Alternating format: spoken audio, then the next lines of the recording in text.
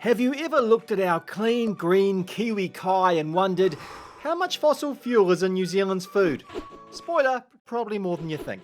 Because it turns out that pasteurising and drying all our milk, cheese, yogurt and whatever yogurt is takes an awful lot of energy, over half of which currently comes from coal and a fair bit from natural gas too.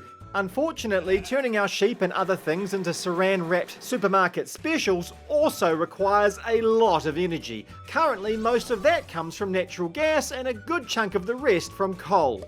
But at least we can avoid all that by just eating our tomatoes, capsicums, lettuces, and no. These vegetables are pretty much all grown in hothouses. The deceptive thing about hothouses is they need to be hot. And a lot of this heat currently comes from, well, you probably guessed it. So why are we still using all these fossil fuels in our food? It just seems so un-New Zealandish. Well, you might be flabbergasted to find out that our food producers aren't just burning coal for the great PR. Where there are economically viable energy alternatives, and occasionally there are in specific locations, companies will try to use them.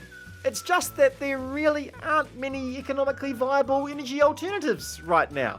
In fact, the awkward reality is, if we forced our food producers to immediately move away from fossil fuels, we could very well be facing some sort of meat, dairy / veggie apocalypse. Or local food so expensive only rap stars could afford to eat our cheese. Or we might have to become a country that imports a lot more of its food, probably from places that use fossil fuels.